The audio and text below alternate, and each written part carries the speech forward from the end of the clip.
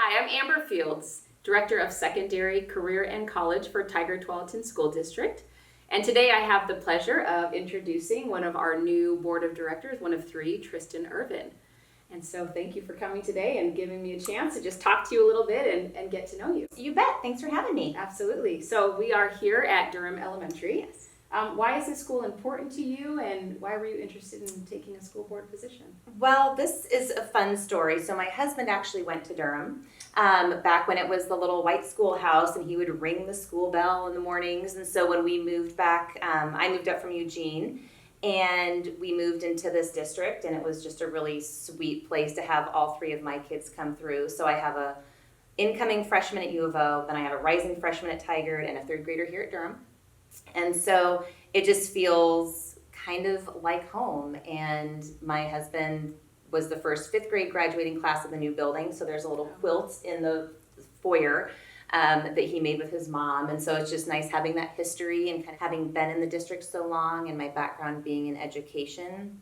It felt like a really nice move in terms of how to serve my community to kind of take on the board member role. Where do you see are our sort of opportunities and challenges in TTSD specific to equity, knowing that it's such a pillar and value of our district? One big thing is intention versus impact. And really, I think as we do the equity work, and I have some ideas kind of in terms of equitable student outcomes and what that might look like, but really making sure and using that scale of this is our intention, but are we getting the impact that we wanted it to have, and listening to those impacted to make sure that we're hitting those marks. I think that the opportunity to connect and leverage the lived experiences of all of our students is critical. I think creating and expanding opportunities for support and enrichment. So making sure that our kiddos that need those enrichment opportunities are finding those, and making sure that those kids that need extra supports are getting those, and what can those look like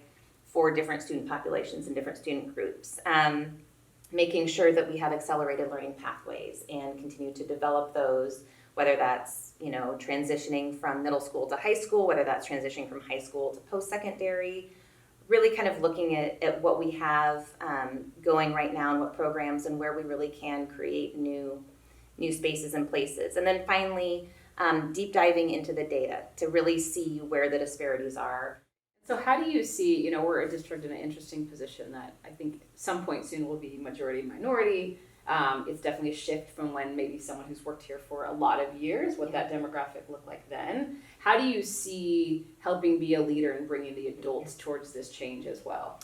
I think it's just having conversations and really open, authentic ones that are probably going to be uncomfortable, and giving that okay place to feel uncomfortable, but you're safe enough to kind of move through that into the learning piece. And I think we can we've told our students to do that now as staff. We can do that, particularly the staff members that have been here a long time, and having administrators and school leaders and district leaders really pushing that forward and making it okay to have those conversations, making it okay to have changes, in what we're teaching or resources or things like that, so that we can continue moving that work forward.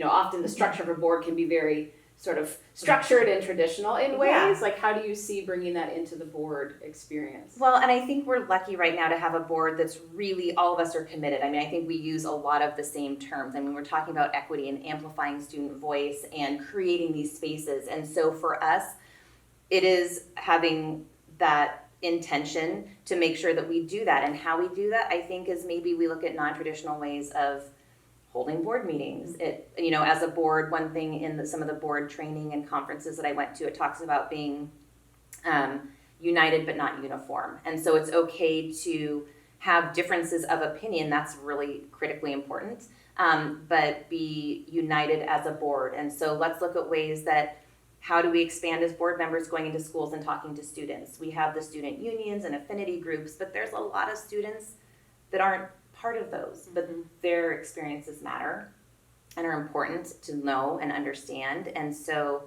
gathering that information, whether it's surveys or sit-down groups where we're going to spaces that are comfortable for them, where we have language, either translations or whatever we need available, so that all of those members can be a part of those conversations, I think is really important. And then again, kind of looking at those answers, looking at that data, listening to those conversations, and really hearing this is where we can still do better. Yeah. And then kind of taking it from there. Yeah. Thank you for that. Yeah. In the spirit of sort of doing better as we return off of a pandemic, what are you seeing as some of our, greatest challenges as well as opportunities as we come and re-enter school in person and get back to some, I won't say normal, because I think there's been an opportunity over the past year to transform and shift. So getting back to maybe what's more known as far as our systems, but what do you see as some opportunities and challenges?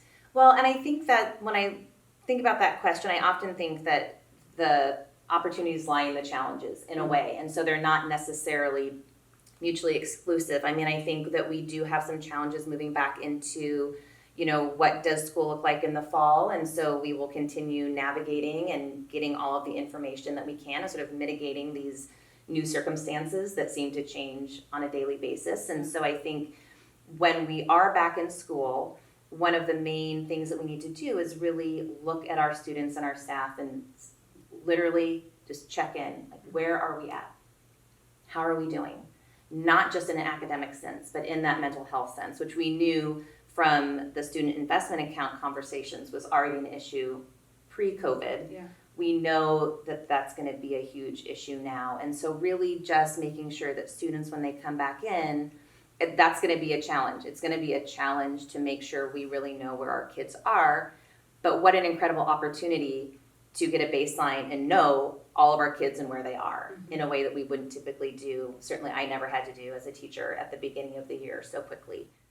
And I think another challenge along with that would be expanding access, whether it's, like I said before, in terms of translations or meetings, just making sure that accessibility is there, especially, in terms of board meetings. I think a challenge pre-COVID was there was a little room and it was always in person. It's with all the boards that I've sat in, it's hard, but now we have ways to broadcast this on YouTube and social media. And so really kind of continuing to create ways for parents and community members and students to be involved.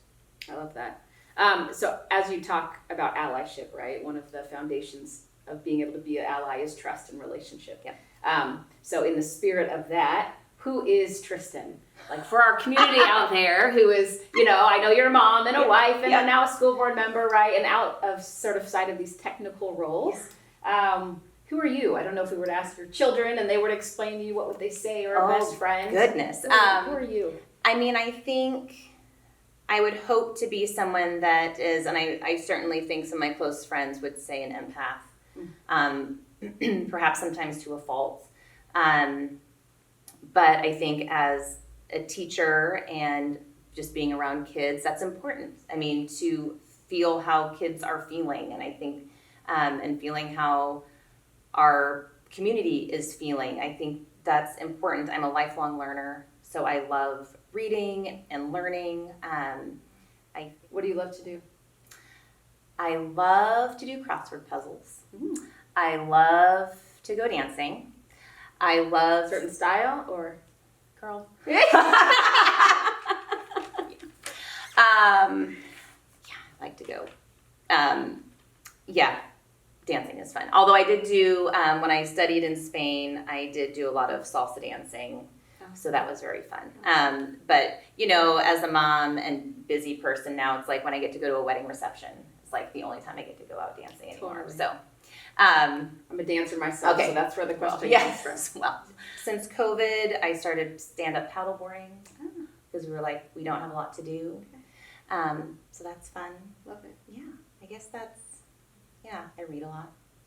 Last book that you read or in the midst of reading? I started reading Humankind, which is fascinating, and I just finished Cast by Isabel Wilkerson, it should be required reading. It's phenomenal. And so that's, again, those books that help give perspective of kind of where we are, world historically speaking, is pretty amazing. Awesome. Yeah. What else do you want us to know about you?